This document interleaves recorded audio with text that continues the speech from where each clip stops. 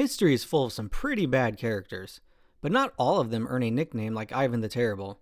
Surely his enemies exaggerated, right? I mean, he couldn't have been that bad. Challenge accepted. Ivan the Terrible, Russia's first Tsar. A brilliant strategist? Potentially. A devout religious man? Maybe. A complete and total nightmare to be around? Absolutely. But what was actually wrong with him? Was he just your average power-hungry tyrant? Or was there something deeper? Something lurking in his mind? Let's step inside Ivan the Terrible's mind and see just how he earned his name. Born in 1530, Ivan had what we might call a traumatic childhood. His dad, the Grand Prince of Moscow, died when Ivan was just 3. His mom took over until she was probably poisoned when he was 8. Honestly, the most shocking thing about this whole story is that Ivan actually survived past this point. Either way, what followed was a Game of Thrones style childhood where noble families known as the Boyars fought for control, and little Ivan, he was neglected, bullied, and probably developing serious trust issues. And honestly, it's hard to blame him here. Consequently, as a kid, he spent his free time torturing small animals. That's never a good sign. Fast forward a few years, and he's crowned the first Tsar of Russia. Ivan wasn't content with being just another Grand Prince of Moscow. He wanted to be the supreme ruler. Well, he must have watched my video on Julius Caesar because he knew his history. You should watch it too. He chose the title of Tsar because he derived it from the word Caesar, leaving little doubt of what he was trying to convey. This was his way of saying, I'm in charge now, and there's nothing you can do about it. Regardless, though, at first, things actually go okay. Shocking, right? He reforms laws, expands the empire, and even marries a woman he truly loves. But then, everything changes. After his wife, Anastasia, mysteriously dies, again, possibly poisoned, Ivan snaps. His paranoia kicks into overdrive. He starts seeing enemies everywhere. The boyars, traitors. The clergy, suspect. His own people, potential spies. And when Ivan got paranoid, people got dead.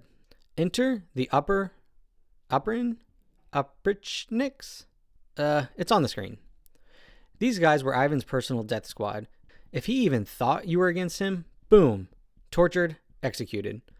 Entire towns were wiped out, like Novgorod, where thousands were slaughtered in one of his worst massacres. Ivan believed the city's leaders were conspiring with his enemies, fueling his paranoia and leading to an act of sheer devastation. Some reports say the killing spree lasted weeks, with citizens drowned, burned, or executed in horrifying ways, all on Ivan's orders. And as far as we know, there's no evidence that anyone in the city was conspiring against him. At this point, his paranoia was just in overdrive. So here's where the diagnosis gets interesting. Was Ivan just a power-drunk tyrant, or was his mind actually broken?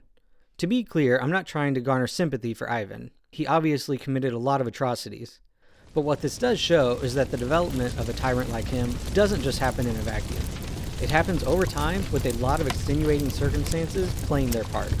Now, based on his behavior and what is known about his history, giving him a diagnosis of paranoid personality disorder seems quite appropriate. He was obsessed with loyalty and betrayal, constantly suspicious, and lashed out at imagined enemies, all symptoms of PPD. But it wasn't just paranoia. Ivan had massive mood swings. One minute, he's deeply religious, repenting for his sins. The next, he's beating his own son to death in a fit of rage. Witnesses say the brutal attack was so severe that even Ivan himself was horrified afterward, but by then, it was too late. This points to another possibility, bipolar disorder.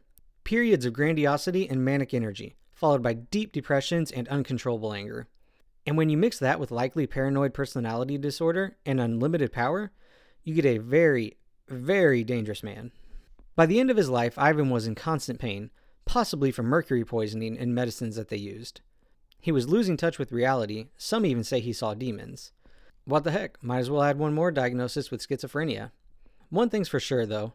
Ivan earned his title because he was, without a doubt, terrible. If you like these psychological deep dives into history's wildest figures, don't forget to like and subscribe to help support the channel. Thanks for watching.